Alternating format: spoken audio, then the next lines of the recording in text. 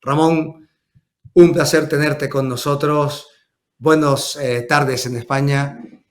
¿Qué nos puedes contar al respecto de la situación que vivimos y de todo lo que conlleva los pilares y los movimientos que la OCDE, la Unión Europea y el contexto global pues están adoptando?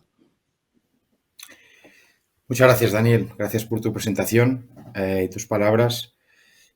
Indudablemente estamos viviendo una situación muy compleja, obviamente política, y con una sociedad pues que también, ¿no? Está en una situación difícil, como tú has dicho, por una inflación galopante a nivel mundial.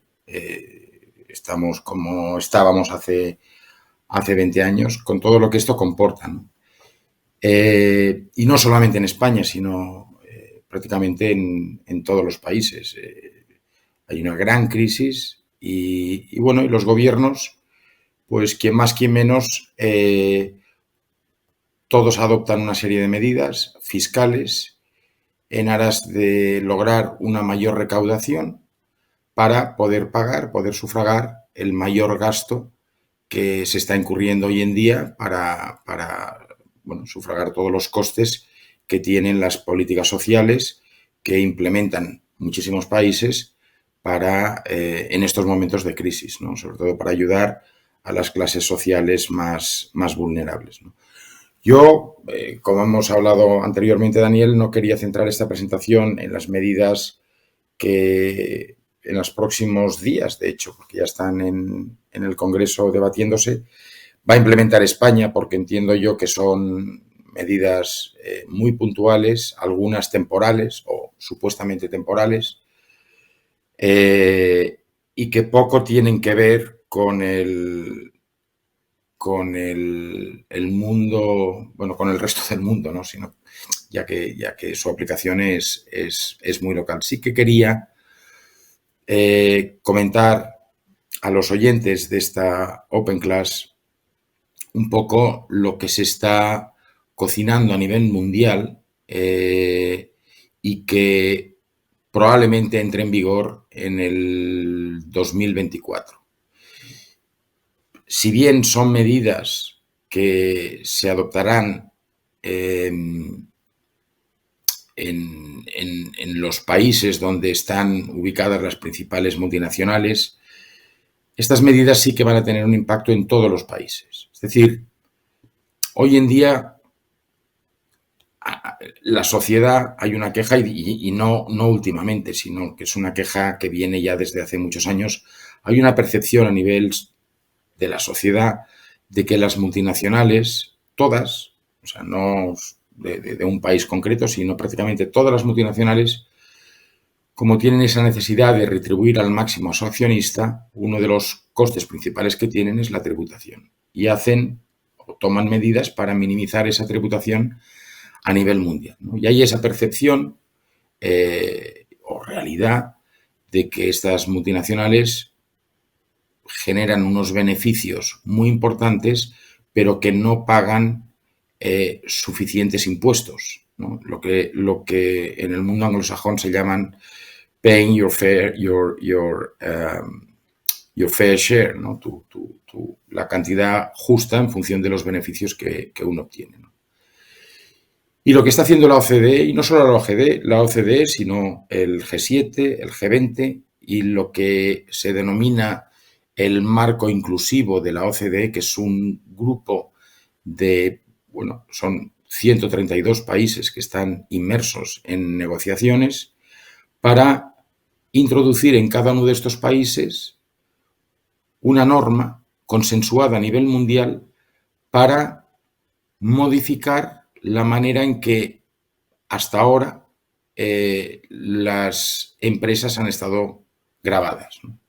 ¿Y por qué? Bueno, pues porque la economía o la economía mundial y la forma en que se hacen hoy en día negocios, pues ha cambiado de manera muy radical. Yo, que soy un poco de la vieja escuela, pues cuando necesitaba comprar, no sé, un jersey, una chaqueta, pues me iba a una tienda y miraba 4 y me quedaba una, ¿no? Lo hago poco porque no me gusta ir de compras, Pero esto es lo que solía hacer yo, bueno, y de hecho suelo hacer yo siempre, ¿no?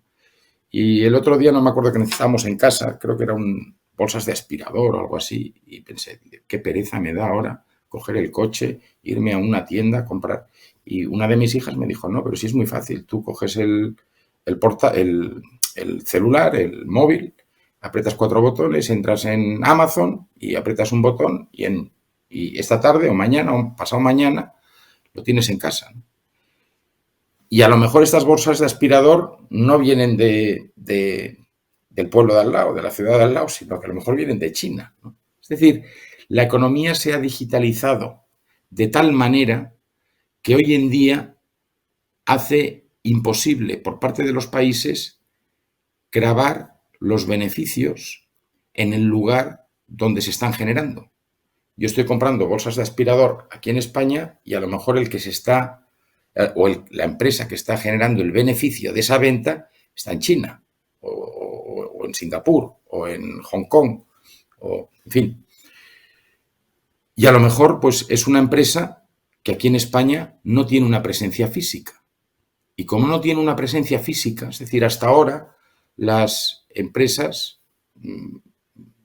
tenían un establecimiento en el país y desde este establecimiento llevan a cabo sus actividades. Hoy en día todo esto ha cambiado de una manera radical, porque tú puedes vender productos en un país sin necesidad de estar. Y como no estás, es decir, no tienes empleados, no tienes oficinas, no tienes una infraestructura, en ese país no estás. Y como no estás, no eres un sujeto pasivo. Y como no eres un sujeto pasivo, el beneficio que esta empresa genera con sus ventas de manera digital no queda grabada en ese país, ¿no? Y esto es un gran problema. Esto es un gran problema sobre todo para los países donde no están radicadas estas grandes multinacionales, porque en estos países existe el consumo, tiene lugar el consumo, pero no el beneficio de la empresa que genera o que proporciona ese consumo, que el que vende el producto. Y en ese sentido, pues la OCDE, haciéndose eco de toda esta problemática y a raíz de las diferentes acciones BEPS que se han implementado en muchísimos países, publicó en octubre del 2020 un borrador para dar solución a estos problemas tributarios que presentan la digitalización y la globalización de la economía mundial. Obviamente la OCDE no legisla. Lo que hace la OCDE es poner a una serie de países de acuerdo y publican unas guías y estas guías sirven para que luego los países adopten esas normas en legislación local. Y eso es lo que hizo la OCDE en octubre del 2020. Publicó un borrador de lo que será probablemente en el 2024 normativa interna de cada uno de los países que integran ese marco inclusivo de 132 países. Y se centra en este borrador de la OCDE más el G7 más el G20 y el G20 en los problemas de nexo y atribución de beneficios que crean las multinacionales a nivel mundial para disminuir su carga fiscal. El borrador publicado por la OCDE se denomina Pilar 1 y Pilar 2. Pues contiene 2 medidas fundamentales que son independientes una de la otra, pero relacionadas entre sí para abarcar los problemas y atacar, digamos, los problemas fiscales globales que la economía digital trata de crea y que estos pilares tratan de resolver. Y la OCDE, pues desde el 2020 está, digamos, negociando con todos estos países para llegar a un consenso e intentar redistribuir los ingresos de las multinacionales en los países donde están ubicados los consumidores. Pongamos, por ejemplo, Facebook, una multinacional que tiene usuarios en todos los países del mundo, pero que no tiene una presencia física en ese país. Una multinacional basada en Estados Unidos y casi todos sus recursos en términos humanos y de activos están en Estados Unidos. Y pongamos también, por ejemplo, países como, no sé, Ecuador, España, Perú, Colombia, que son países donde Facebook no tiene presencia, pero que por otro lado tiene millones de usuarios. Y Facebook genera ingresos gracias a la publicidad de compañías que están dispuestas a pagarle en parte por los usuarios que esta compañía, que Facebook tiene en Ecuador, Perú, Colombia, España, etcétera, etcétera. Pero como Facebook no tiene personal ni oficinas en estos países, la legislación tributaria de estos países no tiene las herramientas para que parte de los ingresos publicitarios y los beneficios que genera Facebook tributen allí. ¿Y por qué? Bueno, pues porque las normas hoy vigentes en todos estos países, estos ingresos, los ingresos que genera Facebook, no son de fuente local, ni existe una entidad local a la que las administraciones de estos países puedan gravar. ¿Y qué dice la OCDE? Pues dice que Facebook genera valor en Ecuador, en Colombia, en Perú, en España, pues sus usuarios están ubicados allí. Y como genera valor en esos países, parte de los ingresos publicitarios que genera deberían atribuirse a esos países y por tanto debería pagar impuestos allí. La implementación de este pilar 1, de estas normas publicadas por la OCDE por parte de Ecuador, Colombia, Perú, etcétera, permitiría a estos países gravar parte de los beneficios que genera Facebook por las actividades que desarrolla allí, ¿no? Bien, inicialmente, el borrador inicial que publicó la OCDE se centraba sobre todo en multinacionales con negocios digitales, como Facebook, Google, etcétera, ¿no? Pero a raíz de las negociaciones que han tenido lugar entre estos países, estas normas también permitirían a multinacionales que venden sus productos de consumo vía Internet a estar sujetos a toda esta nueva normativa que entraría en vigor, ¿no? Como por ejemplo como el ejemplo que he puesto yo antes, ¿no? ¿Quiénes quedarían cubiertos bajo estas normas? Bueno, pues inicialmente la OCDE iba a sujetar a tributación o recomendaba a los países que cuando implementara toda esta normativa quedarán sujetas las multinacionales que tienen una cifra de negocios superior a los 750 millones cifra de negocios anuales superior a los 750 millones de euros. Después de varias rondas de negociación entre los países, se decidió que solamente estarían sujetas a las normas del Pilar 1, de la redistribución de los ingresos entre las diferentes jurisdicciones, a las multinacionales que tuvieran o que generaran anualmente una cifra de negocios superior a los 20 billones de euros y obtuvieran un margen de beneficio superior al 10%. Entonces, una vez establecido ese umbral y determinado qué multinacionales entrarían a estar sujetas a esta normativa, el borrador contiene toda una serie de normas. Son muy complejas y no me voy a extender porque excedería de mi tiempo, pero una vez se ha determinado qué multinacionales estarían sujetas, hay toda una serie de normas que establecen, bueno, pues la fuente del ingreso, es decir, dónde realmente se está generando este ingreso. Y las normas lo que contemplan es que si una jurisdicción genera para la multinacional en cuestión unos ingresos superiores o se entiende que la fuente de la renta en esa jurisdicción supera el 1.000.000 de euros, entonces ese país, digamos, entraría dentro del saco que con derecho a reparto o al reparto de los beneficios que genera la multinacional a nivel mundial. Una vez establecido qué países entran dentro de esa bolsa,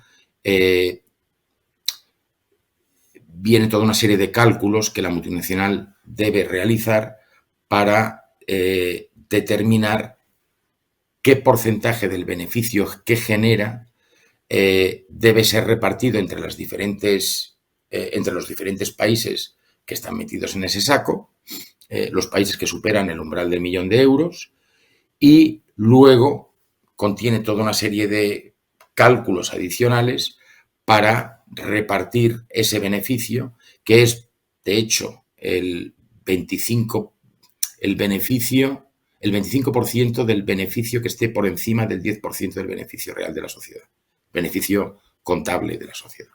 Entonces, todo lo que esté, el 25% que esté por encima del 10% del beneficio generado por la multinacional, estaría sujeto a tributación y a distribuirse entre las diferentes jurisdicciones en función de o en proporción a los ingresos generados en cada uno de esos países. Y eso es básicamente el pilar 1. ¿Dónde genera? En función de dónde están los usuarios de estas multinacionales, dónde se genera el ingreso, y una vez determinado en qué países tienen derecho a gravar esos ingresos, se establece toda una serie de mecanismos para repartir dicho ingreso entre las diferentes jurisdicciones. Y eso es básicamente el pilar 1. El pilar 2 constituye unas normas, digamos, paralelas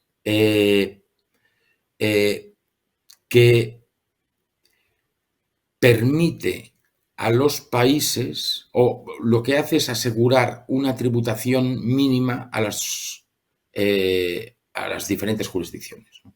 Es decir, que la sociedad, que la multinacional tribute a un impuesto mínimo. Hoy en día, ¿qué sucede? Hoy en día, pues hay muchos países que se pelean, entre comillas, para atraer inversión. Y uno de los mecanismos que utilizan para atraer esa inversión es reducir la tributación.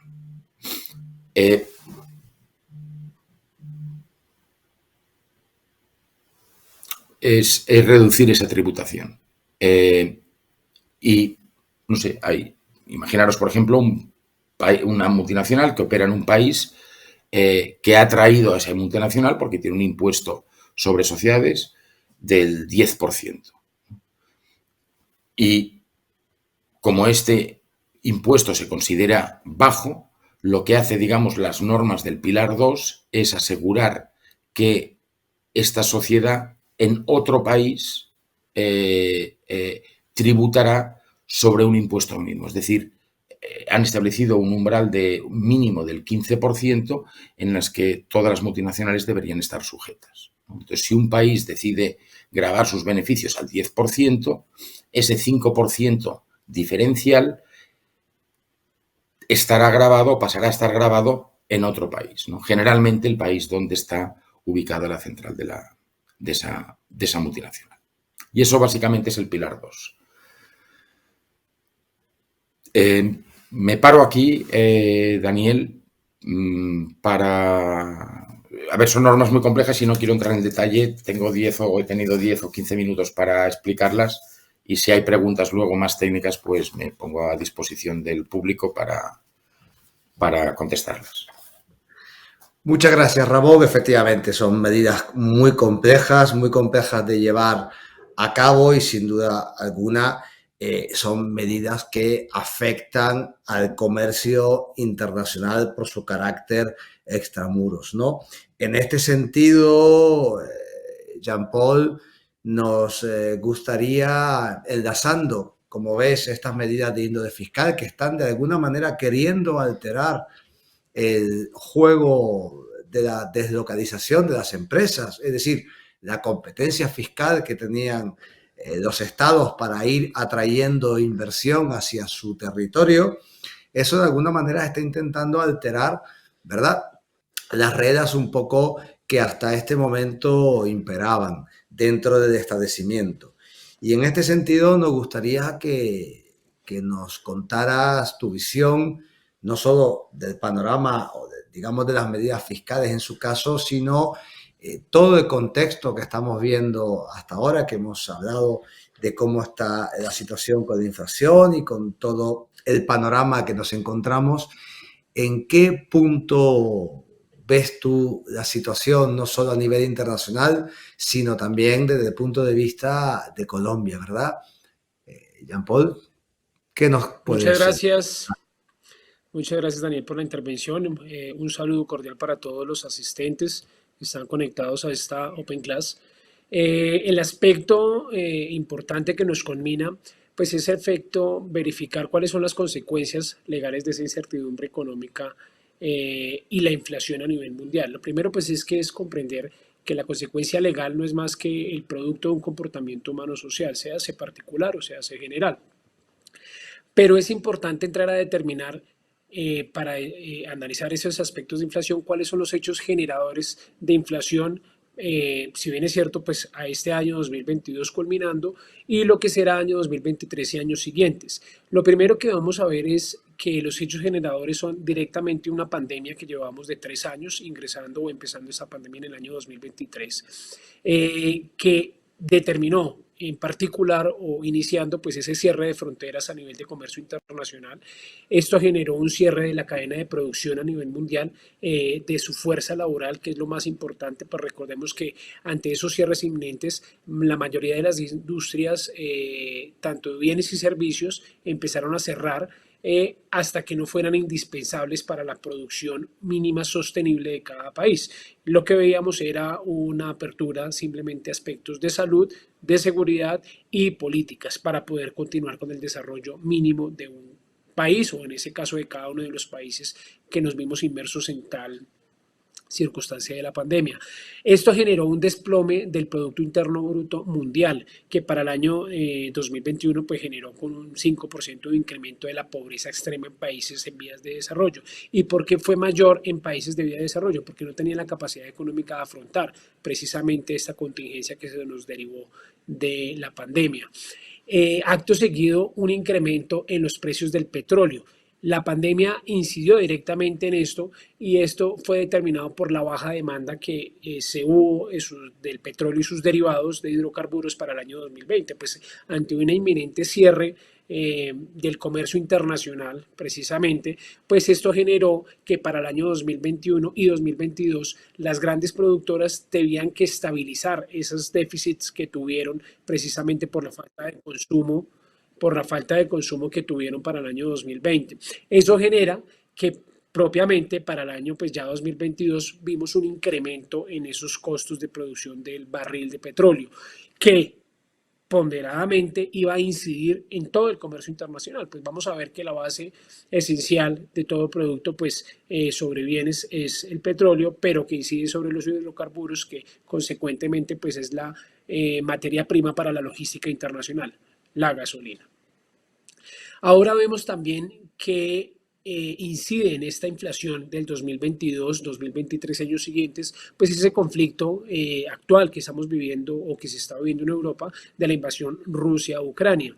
Este conflicto generó un incremento de valor en las materias primas producidas tanto por Rusia como por Ucrania. Ucrania pues es un productor de cereales, es el séptimo país más productor de cereales y el primero para Europa, y Rusia pues es el tercer país mayor productor de petróleo a nivel mundial. Esto generó una desestabilización en la economía mundial porque precisamente por ese conflicto que se estaba generando por los frenos que le pusieron, las imposiciones sancionatorias que se le pusieron por parte de Europa y también de Estados Unidos hacia Rusia, pues generó precisamente un incremento en las alzas de producto de materia prima, pasando que en febrero el barril de petróleo estaba en $99 y ya en junio, cuando estaba el conflicto en su mayor estallido, pues subió a un valor de $116 el barril de petróleo. Pues que eminentemente esto va a generar también, sumado a una pandemia que veníamos de año 2020-2021, pues una inflación mundial bastante alta. Ahora vemos que esos dos hechos generadores, la pandemia que veníamos generada, más ese conflicto, repercute directamente en la reducción e incremento de la oferta y demanda de bienes y servicios que son comercializados a nivel internacional. Ese comercio precisamente es la interacción de bienes entre un país y otro, un país productor, un país consumidor. Entonces, esta circunstancia determinó que desacelerara la economía en un 16% hasta un 17% en los primeros 5 meses del año 2021. Si bien es cierto, para el segundo semestre del 2021 vimos un crecimiento ya de la economía, para el primer semestre del año 2022 un crecimiento mayor. Estamos viendo que ahora para el segundo semestre del 2022 hubo un decrecimiento de la economía mundial y esto deviene que porque se están analizando o se están viendo los coletazos de ese efecto de la pandemia, de la recesión económica, porque cada uno de los países pues ha adoptado medidas directas para frenar esos gastos que tuvieron o que se generaron a raíz de la pandemia. Pues no es ajeno para eso Colombia, donde pues directamente Colombia vio afectado su economía a través de ese gasto presupuestal, donde, como al igual que la mayoría de los países, fue determinado a atender contingencias de salud y de desempleo. Creo yo que fue la primera necesidad que fue atendida por cada uno de los países, sin un estudio previo. Y esto se derivó precisamente pues que fue un acto inmediato, urgente, que no daba cabida para un análisis de trazabilidad para poder determinar cuál era la mejor forma de atender esta pandemia que se estaba viendo. Vemos que Colombia cerró sus fronteras inmediatamente para el marzo del 2020. Estados Unidos, consecuentemente, más o menos fue para junio, cierre total de fronteras para el año 2020. Y esta situación conllevó pues a la falta de producción de abastecimiento a nivel mundial. Importante esto porque incide en la producción del comercio internacional, ejemplo, China, pues que era el mayor productor de contenedores. Si bien se estaba viendo para el efecto del 2021 a nivel internacional la falta de comercio en los puertos, freno de mercancías, era porque no había medios de transporte determinados por precisamente la falta de producción de los grandes países productores de dichos bienes y servicios. Ahora en Colombia, algo que ha incidido directamente en la inflación, que para este cierre del 2022 está en un 12,59%, asimilándose a un 13% de la inflación, bastante alta comparado con lo que es España, es la inseguridad jurídica que ha traído este nuevo gobierno en Colombia. Y esa inseguridad jurídica que redujo inicialmente, previa a las elecciones, en un 18% a la inversión extranjera y posteriormente a la elección del nuevo gobierno en un 34% la inversión extranjera. Y esto deviene en que, como es un gobierno de tendencia de izquierda comunista, la especulación deriva mucho sobre la expropiación de bienes, el incremento de aranceles y tributos a dichas empresas o multinacionales que vienen a aparentemente a beneficiarse del Producto Nacional, del consumo nacional en Colombia. Precisamente pues esos son los mayores efectos que se ha tenido. Pues puntualmente lo vimos para el mes de octubre con la moneda más devaluada en América Latina. Colombia tuvo la moneda más devaluada en América Latina cuando alcanzó cerca de los 5.100 pesos por dólar, que incide directamente en dos factores. El factor internacional directamente del país base de la moneda de Estados Unidos con sus incrementos de las tasas de interés y ahora bien con estas situaciones de los anuncios por parte del gobierno donde se estaba anunciando previo a una reforma tributaria que Colombia dejaría de producir y explotar sus derivados de recursos naturales no renovables, en este caso del petróleo y de carbón, que representa el 52% del Producto Interno Bruto de Colombia. Apenas se hace este anuncio por parte del gobierno nacional, inmediatamente se dispara el costo de la moneda, pero, vuelvo y repito, no es solamente el factor político, sino también los factores de tasa de interés que aplicó Estados Unidos para frenar esa decreción económica que se estaba viendo a nivel mundial. Ahora, para analizar muy puntualmente, ¿cuáles deberían ser los frentes de cambio por parte de Colombia para obtener una mayor participación en el comercio exterior? y poder afrontar una economía de base o ante la recesión mundial. Lo primero es que Colombia está planteando actualmente ese cambio del Producto Interno Bruto de los derivados de recursos no renovables, petróleo y carbón, por recursos agrícolas. Colombia no tiene la capacidad actualmente de generar una producción de interna bruta en este producto, valga la redundancia, como quiera que el costo de producción resulta bastante alto frente a los productos internacionales. Y esto está delimitado solamente por una cosa, y es el sistema de logística internacional que tiene Colombia. Y es que Colombia está determinado por vías principales y vías terciarias. Los productos agrícolas, que es lo que está determinado y a lo que le está apostando el gobierno actual a generar su mayor producción a nivel nacional, no puede tener una competitividad con el mundo por cuanto el costo de producción desde su fase inicial, la fase 1, hasta la fase 4, que es la fase de exportación, tiene un incremento hasta del 500%, derivado simplemente de los gastos de flete, es decir, de los costos de logística por transporte de mercancías.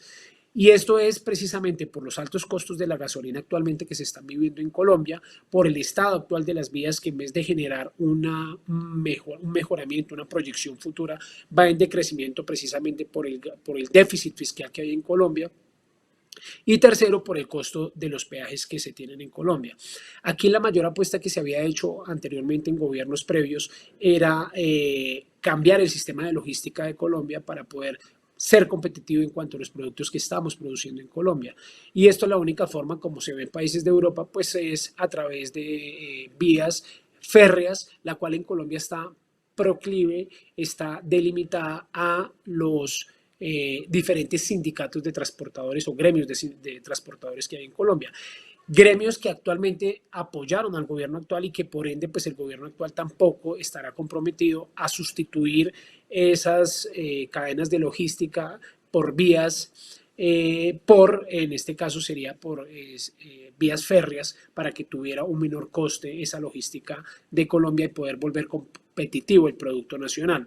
Ahora bien, respecto a esa situación que pretende producir o sustituir el Producto Interno Bruto de Colombia, esto no se puede hacer de tajo, sino hasta una proyección de 5 generaciones. Así mismo lo ha instituido el Banco de la República, que más o menos sería un proyecto de 50 años. ¿Y por qué? Si bien es cierto, la apuesta o la bandera del gobierno actual nos dice que es para generar un menor impacto al medio ambiente, que es lo que nos está aquejando a todos a nivel mundial, no se puede suplir la economía de un país en una sola generación, que es la apuesta en este momento del gobierno actual. La reforma tributaria que se nos presentó ahorita generó que las próximas explotaciones estarían frenadas para sus licencias de exploración, hablando de posibles pozos petroleros y de minas de carbón. No se eliminó la explotación actual que cuentan con licencias vigentes. Eso generó una estabilización en el dólar ahorita para el mes de noviembre, como quiera que ya una vez se expidió la ley que hacía esta reforma tributaria, dejó permanente la explotación actual, pero no la futura. Y la futura estamos hablando para el año 2030, que es la que reviene el freno de ese cambio de Producto Interno Bruto en Colombia. Y un factor muy importante que debería incidir, y no solamente a nivel Colombia, sino a nivel mundial, es la reducción en el gasto público. Todos los estados vienen un déficit por el sostenimiento de la pandemia que vimos, donde se volcaron a atender un desarrollo social, pero que no debió ser así. Y es un concepto personal, un concepto jurídico, porque el gasto social solamente genera pobreza en mayor cantidad. Hay algo que se ha denominado la trampa de pobreza. La trampa de pobreza es un círculo vicioso donde se le otorga a cada una de las familias determinado monto de dinero, que lo vimos a nivel mundial en todos los países que estaban dando un subsidio para las personas que habían sido más impactadas con el desempleo a nivel de la pandemia.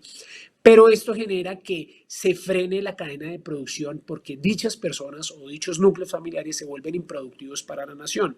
Esto no solamente ha pasado en Colombia, sino ha pasado a nivel mundial. Entonces, lo que debe hacer el Estado proclivemente para mejorar esa economía o la dinámica de la economía será directamente hacer gasto público, pero en infraestructura. En este caso, Colombia requiere infraestructura. Colombia tiene unas vías hablando de transportes terrestres en pésimo desarrollo, pero que versus la inversión pública para generar mayor desarrollo que va a incidir en la logística y el comercio internacional, generaría mayor desarrollo laboral para ese nivel de desempleo que en este momento nos está cargando sobre el 11% en Colombia. Esas serían de pronto las medidas que podría atender Colombia y también que podría ser un espejo para gobiernos o países en vías de desarrollo para mejorar la economía y la situación actual de cada país que se está viviendo. No sé, de pronto este es como el tema más genérico, como dijo el compañero Ramón, sería el paso como para ver qué otros temas los intervinientes o las personas que están conectadas quisieran preguntar. Muchas gracias, Daniel, por la intervención. Muchísimas gracias, John Paul. La verdad que tema interesantísimo y bastante curiosas en el sentido de estar muy atentos a esas medidas que está implantando el gobierno y, como bien dices, que pueden servir de imagen, ¿no? Es cierto que el cambio de políticas muchas veces son muy deseables que fueran casi inmediatos, pero que al final la dificultad de su implementación, como bien dices, acaba llevándonos a varias generaciones detrás para ver un cambio que efectivamente sea sostenible y no meras etapas casi a veces un poco de improvisación, ¿verdad? Efectivamente, aunque nos quedan apenas 4 minutos y agradeciendo de las maravillosas aportaciones e intervenciones tanto de Ramón como tuyas, sí que nos dejan varias preguntas, de hecho bastantes preguntas, va a ser muy complicado escoger alguna de ellas, ¿no? Por ejemplo, Daniela Silva nos pregunta si hay previsiones, si hay políticas que vayan a operar frente a todos aquellos países no firmantes de estos acuerdos o no que estén dentro del marco de la OCDE con la finalidad de evitar la deducción, ¿verdad? Quizás esta pregunta sea para Ramón. No sé qué opinas sobre Sí. la famosa lucha contra No, las claramente. cooperativas, que podría ser Sí, la no, claramente. O sea, bueno, ya sabéis que estas negociaciones son muy complicadas y en muchos casos y en muchos temas también hay mucha política, ¿no? O sea, una de las grandes preguntas es qué va a hacer Estados Unidos, porque si no firma, pues la gran mayoría de las empresas digitales que son norteamericanas o estadounidenses, pues no entrarían en eso, ¿no? Pero bueno, yo creo que al final eso se va a dar. Contestando a tu pregunta, vamos a ver, hay 132 países metidos en eso, ¿no? En la negociación. Después, por supuesto, cada uno tendrá que implementarlo, que transponer toda esa guía o borrador emanado de la OCDE en sus países. Pero el hecho de que uno no sea o que un país no sea de la OCDE no obsta para que estas normas no apliquen en la medida en que los países forman parte de ese grupo de 132 países. Obviamente, si un país no está dentro de esa lista de los 132, pues ahí en ese país no se podrá hacer nada, porque no habrá un mecanismo legal para poderle exigir a ese país que aplique toda esa normativa, ¿no? Pero yo creo que, bueno, prácticamente los principales países con los que nuestros países, tanto en España o en Europa como en Sudamérica, tienen relaciones comerciales, están incluidos y por lo tanto no sería un problema. Los que pueden ser un problema son los paraísos fiscales, que esto es, por supuesto, claro. En el Caribe, que está cerca de estos países iberoamericanos. Eso sí que van a tener un problema, pero tarde o temprano tendrán que firmar, porque si no es que las relaciones dejarán de operar ahí. Sin duda alguna. Bueno, pues hemos llegado a los 45 minutos que teníamos previstos.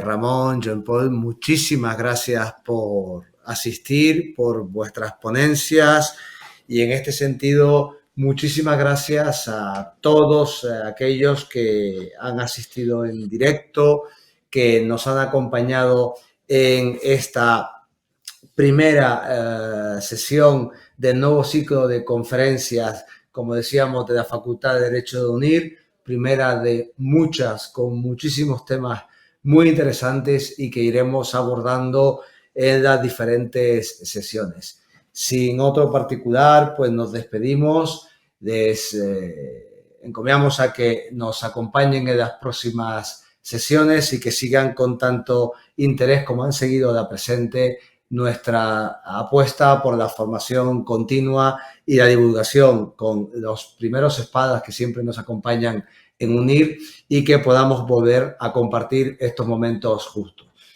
Muchas gracias y hasta la próxima sesión.